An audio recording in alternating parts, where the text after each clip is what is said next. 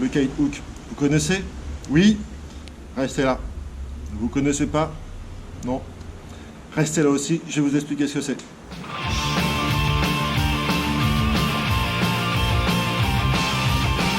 C'est sous ce temps normand, pluvieux et signe de pétole, où il y a pétole, c'est quand il n'y a pas de vent.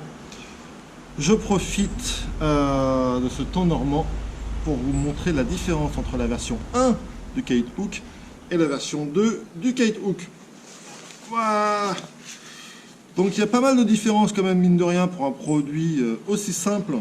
La première qu'on va retrouver, c'est rien que sur l'emballage, sur le sac. La version 1, c'est écrit en français.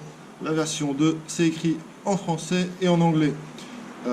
C'est intéressant parce que comme c'est un système de sécurité à la base, il est important que tout le monde sache qu'il ne faut surtout pas y toucher. Vous voyez ça sur la plage, n'y touchez pas, merci. Différence numéro 2, la taille et la couleur. Noir sur l'ancienne version, jaune bien flashy sur la nouvelle version. La taille, vous pouvez voir ici, à l'envers ce sera mieux. La nouvelle version sera un peu plus large pour un ancrage au sol beaucoup plus important. Donc c'est bénéfique. Différence numéro 3, il y a quelques instructions d'utilisation inclus sur la nouvelle version. Ça j'enlève. On peut voir ici, hop, là, et de l'autre côté, down. Ce qui veut dire que le kite hook va se poser dans le sable systématiquement avec la partie up au-dessus. Ensuite, on va avoir indiqué profondeur minimum ici, ce qui veut dire que la profondeur à laquelle il faut placer le kite hook sous le sable, bah, c'est tout ça.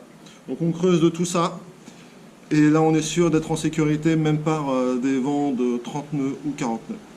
Autre différence, on peut voir ici qu'on a des poignées. Là, on n'a pas de poignée. Donc les poignées, ça va être hyper important. On va pouvoir bien prendre le kite hook à deux mains et bien creuser le sable, comme ça, pour l'enfoncer au maximum. Et pour nous aider dans cette tâche-là aussi, en termes de différence, la partie qui va creuser est beaucoup plus fine par rapport à l'épaisseur globale du kite hook nouvelle version.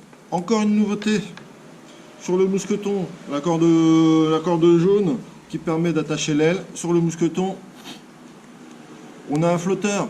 Souvenez-vous, dans la vidéo de cet été, le système était complètement sous l'eau et heureusement que j'avais le sac orange bien vif. J'aurais pu ne pas retrouver le système là avec le flotteur, aucun problème, ça reste à la surface. C'est comme tout désormais, c'est la loi qui l'exige. Bon, moi je ne l'ai pas encore fait, ça va venir. Tout le matériel de kitesurf, que ce soit aile, planche et autres, doit avoir son nom et son numéro de téléphone d'indiqué. C'est très important. Donc voilà pour l'ensemble de ces différences. On n'a plus qu'à tester ce nouveau système. Malheureusement aujourd'hui, ça va pas être le cas puisque c'est totalement pétole et en plus on est sur un vent offshore. Donc autant dire que c'est pas indiqué de naviguer quand le vent est offshore. Si ça vous intéresse, je vous emmène tout de suite à la plage pour vous montrer qu'est-ce que ça veut dire le offshore. Je vous retrouve tout de suite à la plage. La magie d'internet, on se retrouve instantanément sur la plage. Donc la première chose qu'on apprend, c'est apprendre le sens du vent. Le sens du vent, c'est hyper important. Il y a une règle de sécurité qui est extrêmement importante. C'est on ne navigue jamais par vent offshore. Donc le vent offshore, qu'est-ce que c'est? Par rapport à la plage, ça va être un vent qui va aller de la terre vers la mer. Et donc vous avez compris ce que ça veut dire. Si jamais vous avez le moindre pépin, eh bien une aile qui tombe, une ligne qui casse, vous n'arrivez pas à remonter au vent, eh bien le vent va vous emmener au large. Donc schématiquement, la plage, le vent qui vous amène là, ça, de la terre vers la mer, forcément si vous dérivez au large. Et au bout là-bas, ben il n'y a rien, hein. Il y a les îles Chaussées, faut souhaiter de tomber juste, hein, mais bon, il n'y a personne qui viendra vous chercher. Alors, le vent de terre qui vous emmène au large, on appelle ça le vent offshore. À l'inverse, le vent de mer qui vient de la mer vers la terre, on appelle ça du vent onshore.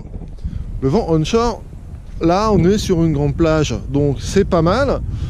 C'est pas mal quand on est à marée basse comme ça, parce que on n'a pas trop d'obstacles sous notre vent. Si la marée avait été haute, en cas de problème, on tape sur la digue là et on tape sur les maisons. Donc là, c'est un tout petit peu dangereux, également. On revient sur notre dessin. Ensuite, on a les vents qu'on appelle side shore. Et donc cela, c'est pas trop mal. Ça permet de naviguer un peu, je veux pas dire en toute sécurité, parce que je pense que le risque zéro n'existe pas. Donc side shore comme ça, ou side shore comme ça. Donc dans ces deux cas-là, ça navigue pas trop mal. Et je pense, de mon point de vue, que le meilleur vent, c'est le vent side on. Side on, ça veut dire que ça vient de côté et que ça vient vers la plage. Et donc dans ce cadre-là, ça vous ramènera systématiquement en cas de galère vers le bord de la plage. Donc c'est plutôt ce type de vent qu'il faut privilégier. Donc voilà, moi ça m'est déjà arrivé de me faire prendre en naviguant par vent offshore. C'est quelque chose qu'il faut vraiment jamais faire, même si c'est ultra tentant, très tentant, parce que le vent offshore masque toutes les petites vaguelettes qui peuvent se trouver au bord, et du coup on a un plan d'eau en bord de plage qui est ultra plat et ultra satisfaisant lorsqu'on a une board sous les pieds. Voilà, suivez ce conseil, jamais offshore, et bien sûr le side offshore est à déconseiller également. Merci de m'avoir suivi.